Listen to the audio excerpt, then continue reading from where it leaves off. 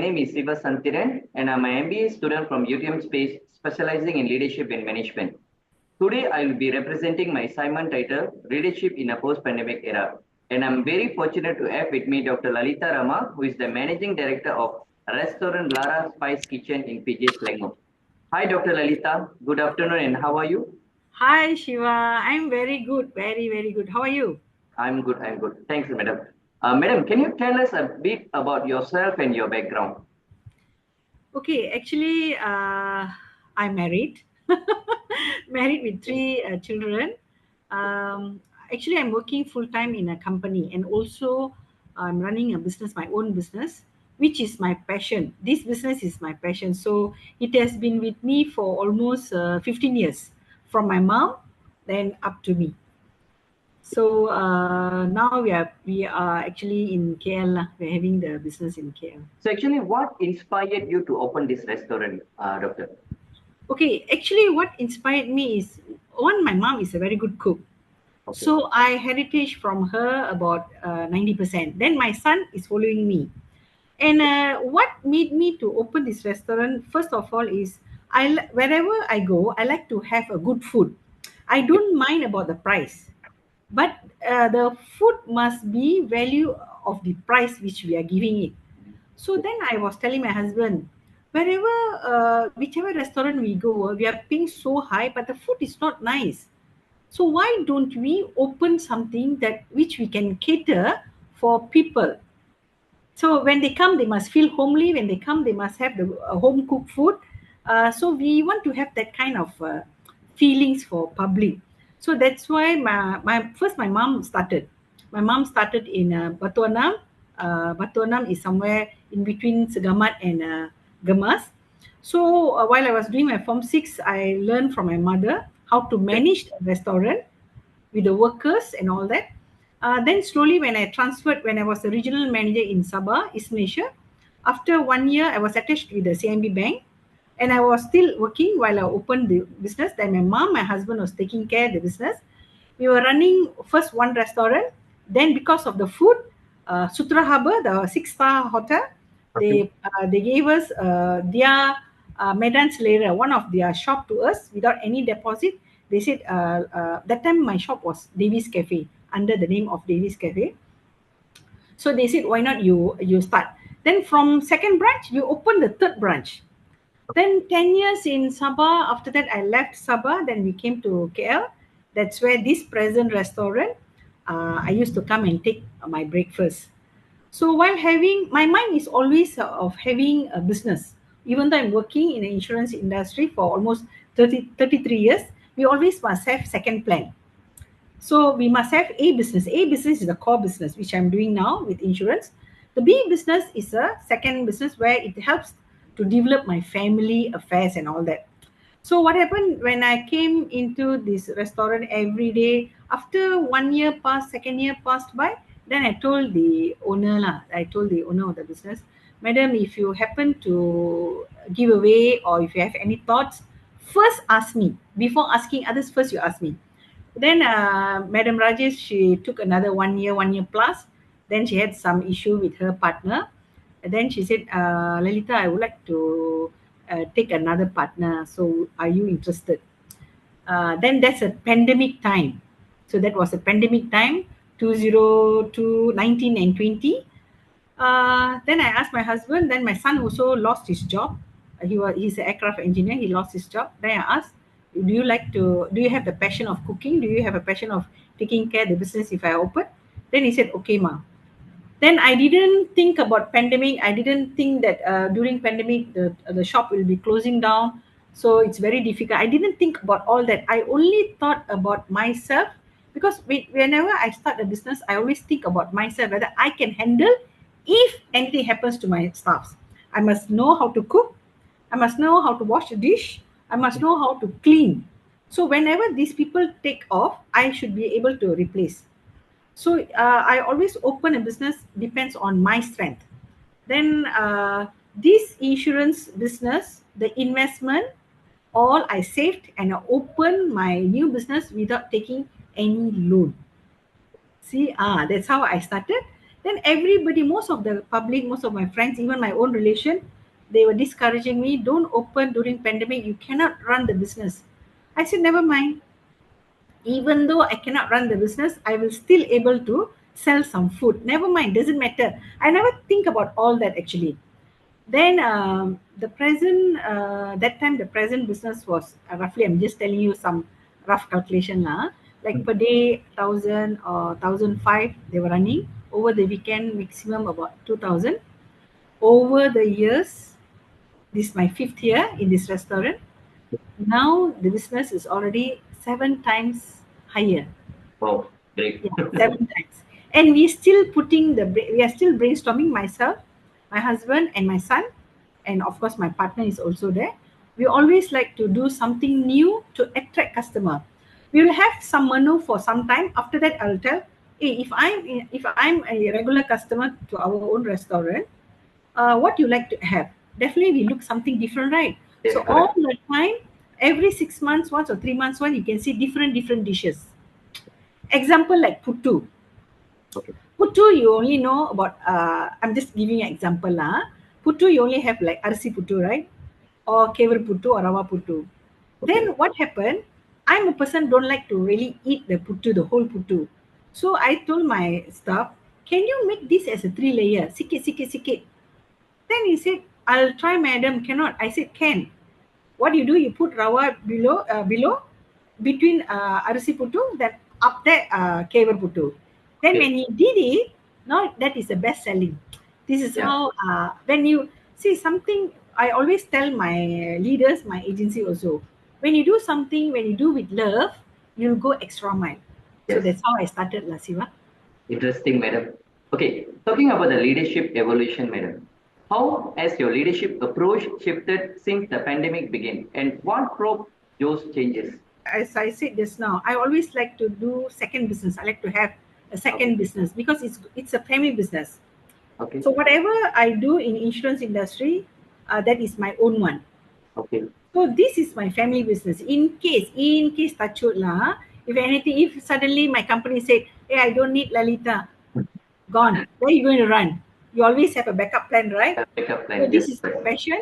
This is my passion. So anyway, what I teach my leaders in insurance industry, how I treat my leaders in insurance industry, that's how I do and I treat my staffs over here. That is why they are always with me. So Okay. I don't have any differentiate like this is a business, this is no. Both also equally is because both the job I love. Understood. Talking about the post-pandemic challenges, what were the most pressing obstacles you encounter after the pandemic in running an eatery, and how did you address them with your team? Actually, after the pandemic, of course, the business was a bit down. What we did was we didn't bother about because around my shop also around my area there are about 6 restaurants, so Okay. everybody are competing with each other. But usually, I have only one mind. Even 10 people are around me, I won't bother. I don't have a jealousy inside me whereby oh that fella is maybe doing better, that fella will be increasing. I mean, doing the business good, maybe very innovative. I don't see all that. I Okay. will see only my strength and my passion towards it. Yes. So after pandemic, where business was going down, so what we did a lot of takeaway, and we started to give a lot of varieties to them to pull the crowd. So what happened within 6 months, we managed to pull most of the about 60% of the business from the other outlets to us. Okay. So pandemic didn't fear me at all Okay. so far. No.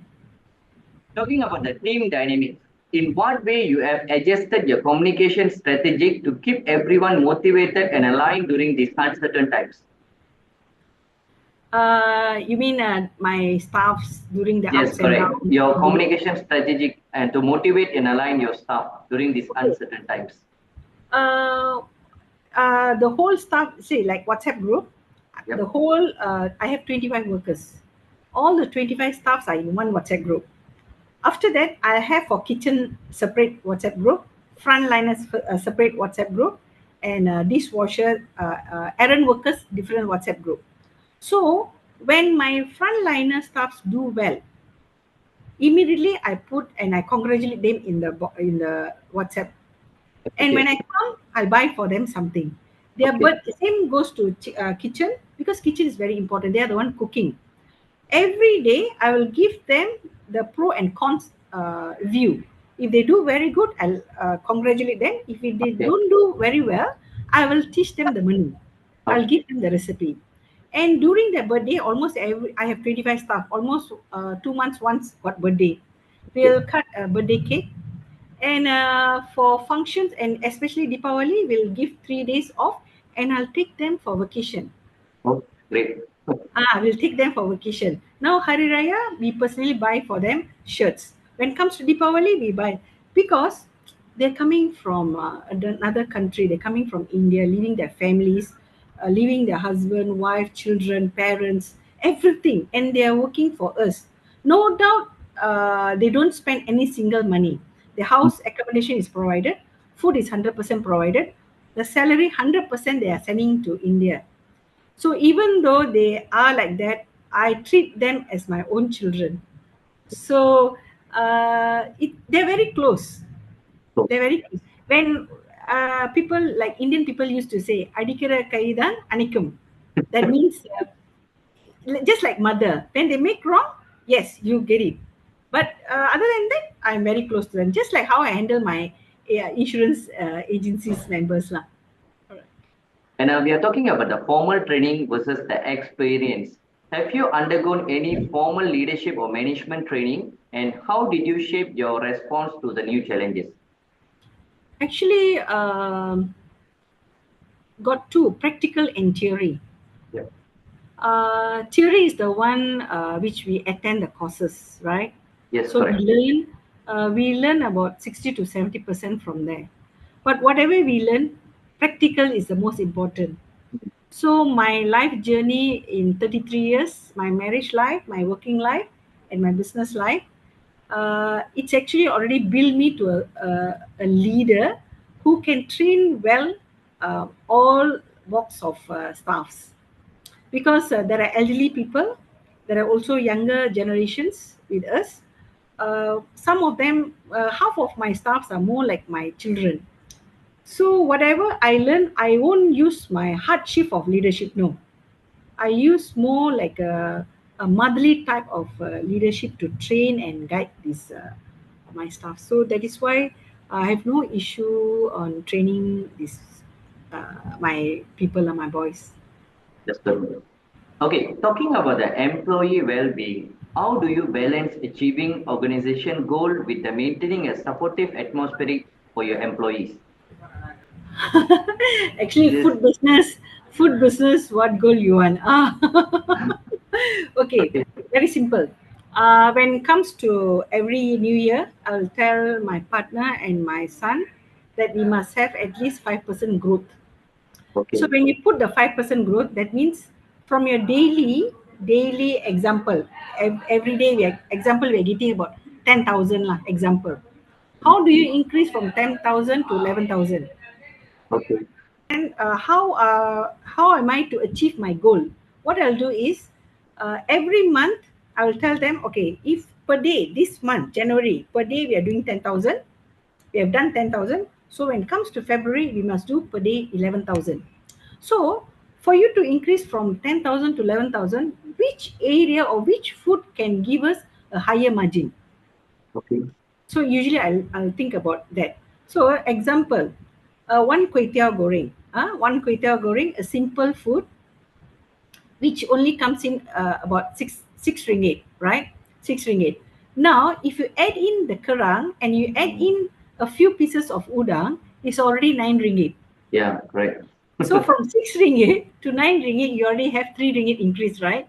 So that's how. Whichever food you can innovate, and make it more tastier, that's where you hit your margin. You'll hit your goal.